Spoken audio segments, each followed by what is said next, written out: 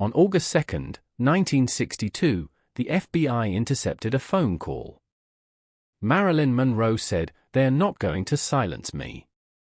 She was talking about a press conference. She threatened to reveal state secrets. This conversation was immediately recorded in File 77 to 45,067. 3 days later, on August 5, 1962, Marilyn Monroe was found dead. Officially ruled a suicide. But why was the FBI spying on the world's most famous actress? What did she know that justified 3 days of surveillance before her death? And most importantly, why was this interception never made public? To understand this, we must go back to 1955. The FBI opened File 77 to 45,067 on Marilyn Monroe. The official reason was her alleged connections with members of the American Communist Party. Her then-husband, playwright Arthur Miller, was closely monitored. Monroe became a secondary target, part of the Cold War routine. But starting in 1961, everything changed. Monroe had a documented relationship with Robert F. Kennedy, the Attorney General of the United States, according to intelligence services. She also met John F. Kennedy several times. This included May 19, 1962, when she sang Happy Birthday at Madison Square Garden. The FBI noted this connection. For J. Edgar Hoover, this was a direct threat. He viewed her as an unstable actress close to the Kennedys. He suspected she was aware of sensitive information about the Mafia, Cuba invasion plans, or wiretaps. On July 17, 1962, an FBI memorandum from Los Angeles confirmed that Robert Kennedy had secretly met Monroe. July 20, an informant reported that Monroe bragged she was pregnant with the Attorney General and threatened to reveal everything. The file grew. Tension rose. And on August 2, the fatal interception occurred, Monroe talking about an imminent press conference. This is what the government asked us to accept in 1963. Director J. Edgar Hoover claimed that File 77 to 45,067 contained only the trivial information. He denied any active surveillance. Attorney General Robert F. Kennedy stated in 1965 that he had never had a romantic relationship with Monroe. The final FBI report, published September 6, 1962, concluded suicide was probable. There was no evidence of disloyal behavior. The Los Angeles coroner ruled it a probable suicide. The case was closed. Officially, Monroe was just a depressed, vulnerable actress. The Kennedys were distant acquaintances. The surveillance? It was just a routine check, shut down long ago. But why would Hoover lie about the August 2 wiretap? Why would Robert Kennedy hide an affair so well documented? And why did the FBI send agents to Monroe's house just hours after her death, before the police even arrived? The FBI claimed File 77 to 45,067 contained only mundane information. But Document 77-5067-17, dated July 17, 1962, described specific secret meetings between Monroe and Robert Kennedy. This proved active surveillance was targeting Monroe's relationships. The government insisted no phone interception had occurred. Yet the August 2, 1962 memorandum, signed by an FBI agent from Los Angeles, reported a private conversation. Monroe threatened to reveal everything and hold a press conference. Robert Kennedy denied any intimate relationship.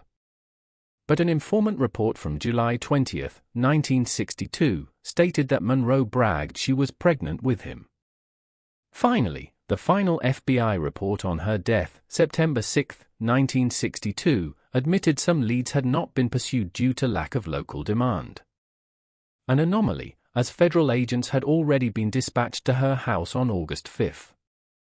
Who ordered the FBI to go to 12305 5th Helena Drive before the police even finished their assessment?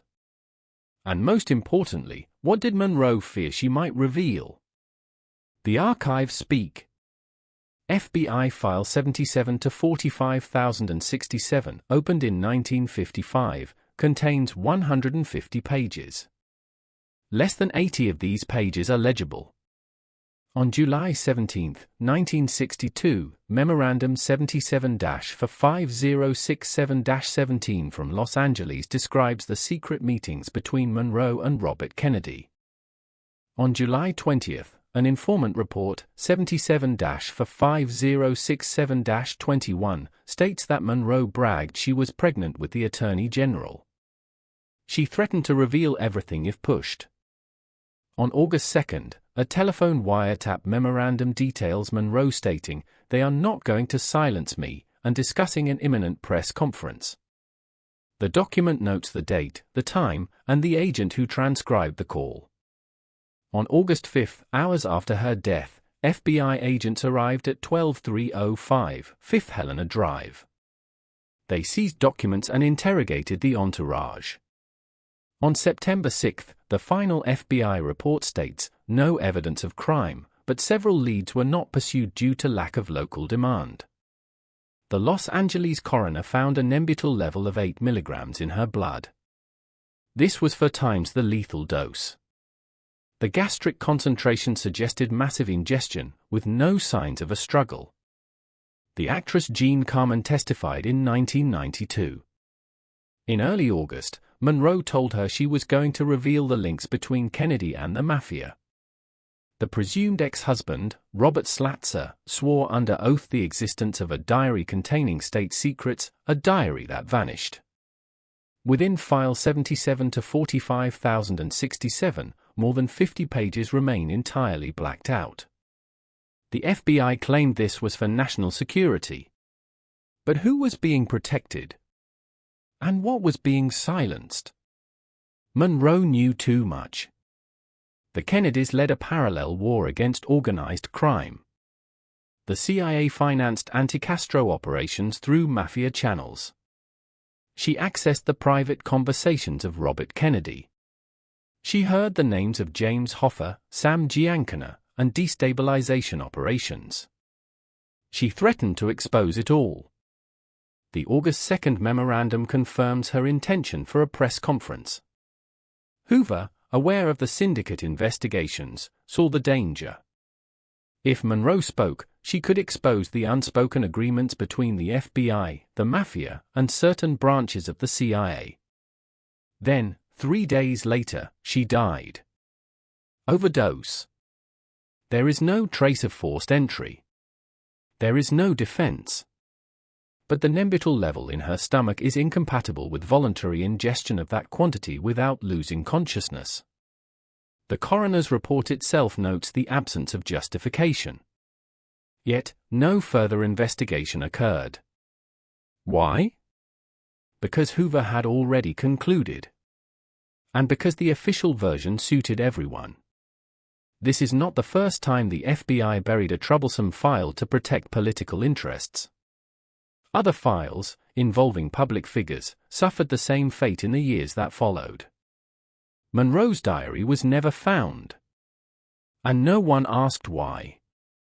In 2022, 60 years after her death, the FBI partially declassified File 77 to 45067.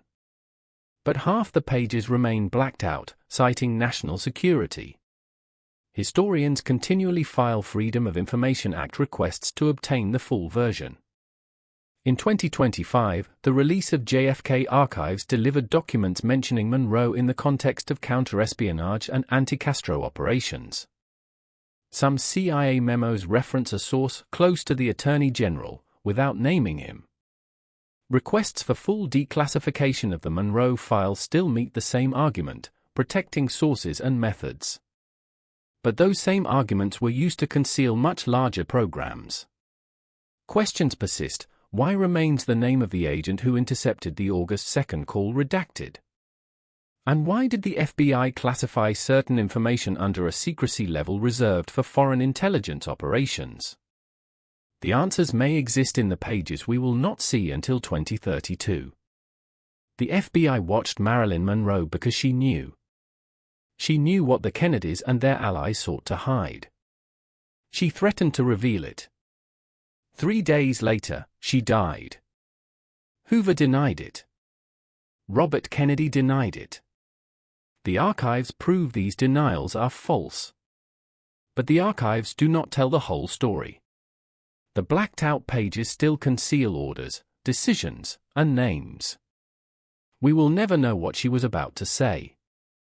But we know everything they did to keep her silent. And that these methods did not disappear with her. File 77 to 45,067 has not yet delivered all its words. The pages they hide will be the subject of our next investigation.